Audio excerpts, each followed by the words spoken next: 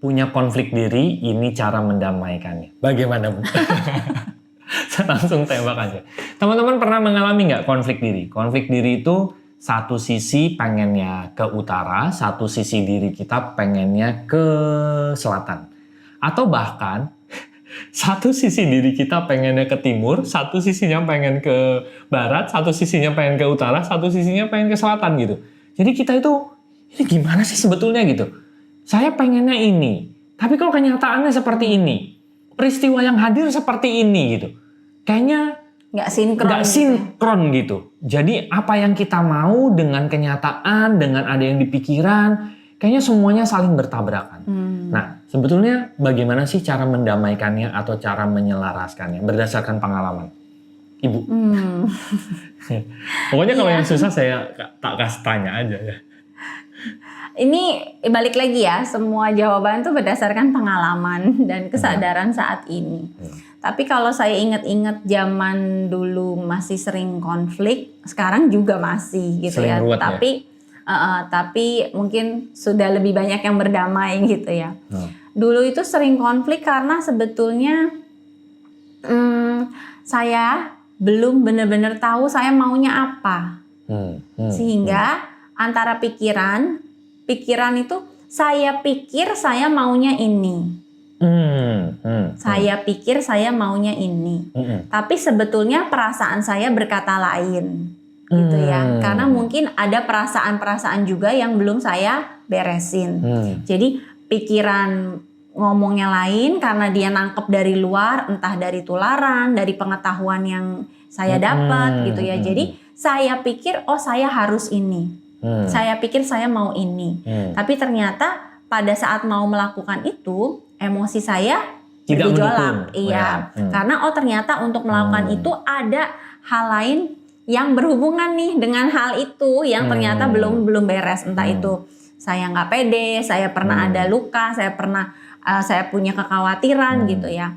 Dan kemudian ada lagi sisi yang sebetulnya jauh di dalam diri saya tuh yang sebetulnya kayaknya nggak gitu deh, kayaknya nggak mau deh, kayaknya bukan itu. Tapi dia sendiri pun nanti akan berkontra kan dengan pendapat-pendapat yang saya pikir saya tahu. Iya, mainnya selalu punya jawaban. Kayaknya begini deh, harusnya kan begini gitu ya. Betul, gitu. Jadi biasanya kalau dari yang saya analisa pengalaman saya, antara pikiran dan perasaan ini nih sebetulnya yang banyak perlu diurai. Gitu ya. Kalau yang dari jiwanya, dari panggilannya itu lebih perlu dikenali dan dipercaya supaya kita bisa dengerin gitu ya. Karena itu yang tuntunan sebetulnya gitu kan.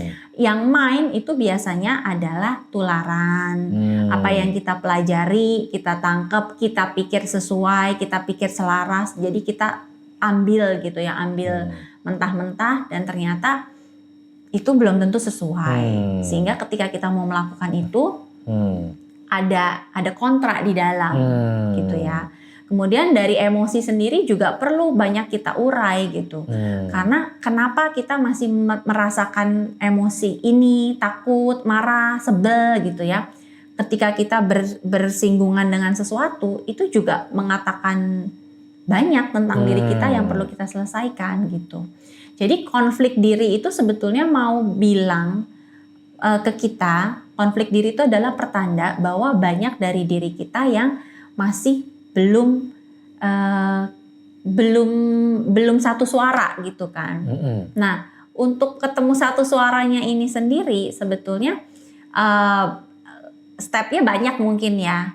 Tapi mulai dari tahu apa yang kita mau, kemudian tahu apa yang sesuai atau tidak dengan kita, yang dari pikiran kita, dan juga tahu mana perasaan-perasaan yang masih belum beres dalam diri kita gitu. Karena kalau kita nggak mengenali dari tiga arah itu, ya akhirnya konfliknya akan terus-menerus dan semua sisi akan punya benernya gitu.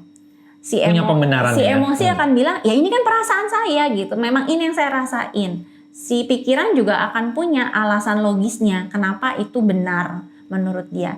jiwa juga akan bilang, loh ini yang panggilannya itu seperti ini gitu. Nah jadi kalau belum kita urai, belum kita buka satu-satu, ya mungkin kita akan terus menerus mengalami konflik itu. Oke, nah kalau kamu sendiri apa yang paling membantu kamu untuk akhirnya bisa mensinkronisasi hal-hal tersebut?